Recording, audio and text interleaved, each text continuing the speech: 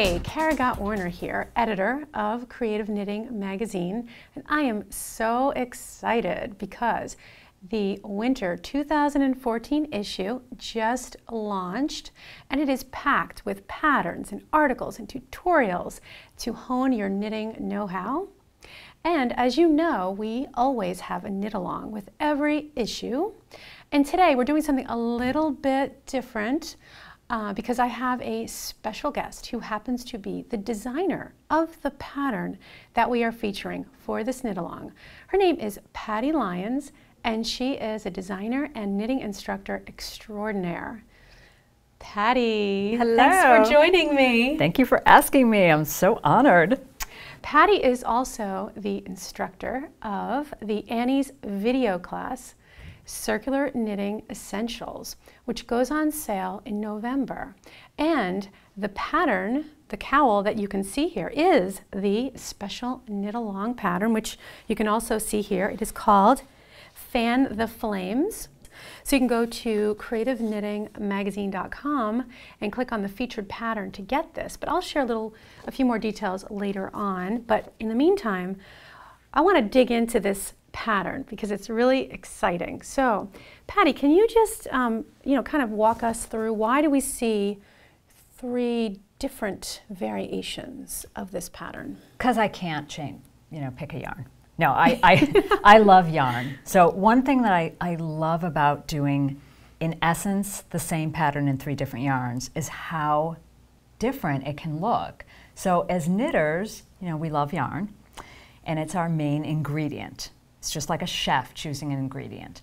So with these 3 different yarns, you get 3 completely different looks. I think of this as the kind of cozy, rustic, and this one's soft and romantic, and this one's kind of classic and elegant. So I loved just the 3 different looks you get with the 3 different yarns. And that kind of got me thinking about other ways that we can vary a pattern really easily. So I love these 2 very classic stitches, Feather and Fan and the Flame stitch. So these are my plays on those stitches. And everybody loves the Feather and Fan. That's fun. A huge favorite. It's a fun one. So every designer puts their own little spin on it, where you put the purls, how many stitches you use. But I played around with creating almost like little puzzle pieces.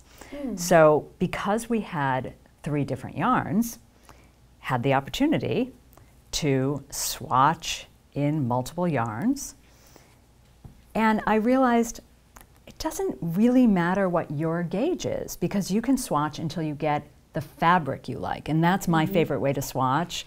Swatching for a fabric, it's not a pass-fail test. It's not about hitting a number. And if you swatch and make these little puzzle pieces, you can decide, I want 3 flames and 1 fan on the side. Or in this yarn, I did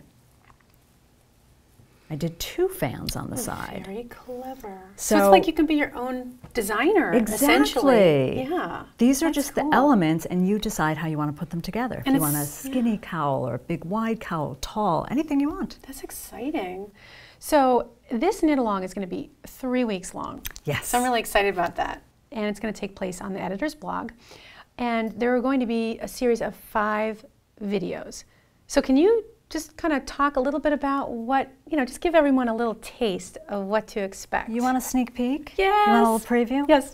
Okay. Well, I am first and foremost a knitter. I think like a knitter before everything else. So what I love to do is go beyond the pattern to think, okay, but how can we knit it in the best way we can? What are all the little tips and tricks that make our knitting better?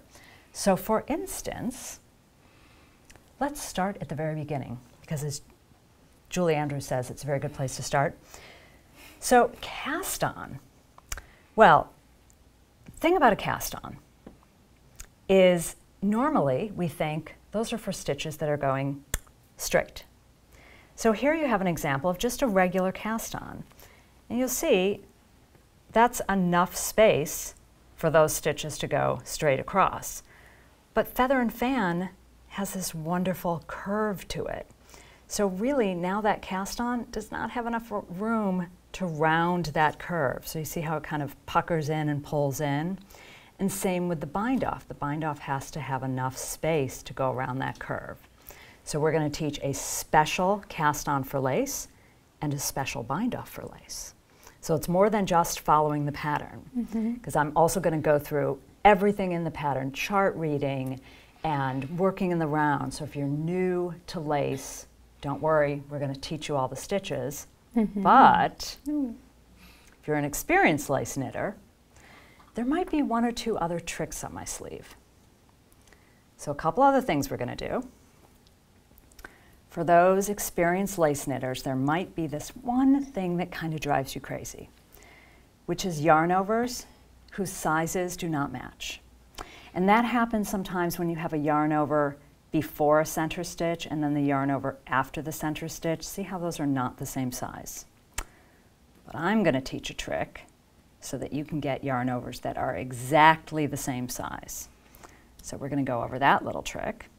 Another thing that bugs a lot of knitters who are, just really perfectionists, you want your knitting to look perfect, is how the SSK never really creates that beautiful, even slant the way the Knit 2 Together does. So, the SSK can be kind of loosey-goosey, sloppy, it almost zigzags a little bit. But this is my SSK, which has a little trick to it. So we're going to teach an alternative SSK, actually 2 versions of it, so that you can see how to make it really, really match the Knit 2 Together. And of course, my favorite thing to do, fixing mistakes. I love making mistakes. Yeah. I love fixing them. So we're going to go through some of the standard fixes, like, oh, I forgot a yarn over, 2 rows down. I was supposed to do a Knit 2 Together, 2 rows down. So you'll see, you don't have to rip out all of these stitches. We're going to learn how to drop down, pop that in. We'll talk about working with lifelines, with markers. And I'm going to show you how to tink. We know tink. Knit spelled backwards. We love being cute. I didn't make that up. That's not me. Tink means unknitting. It's knit spelled backwards. Get it? Tink.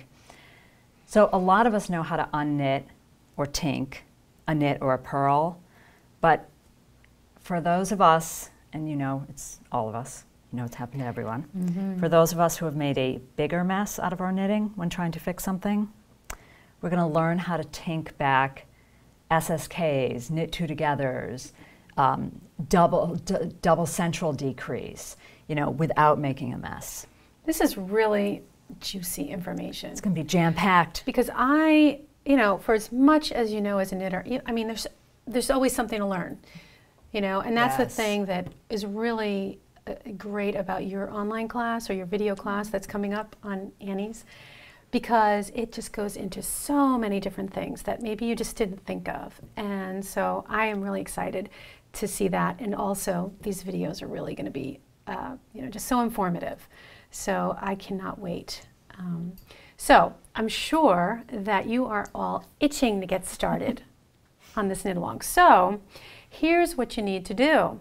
So head on over to creativeknittingmagazine.com and click on the featured pattern tab so you can get your pattern for the Fan the Flames. And then head on over to splendidsticks.com so you can get all the details. You can get ready for this exciting knit along. And as always, please send me your feedback at any time at editor@creativeknittingmagazine.com. And Patty, I want to say thank you so much for joining me today. This was such a special treat. I wish we could just sit here all day and just chat and knit and tink.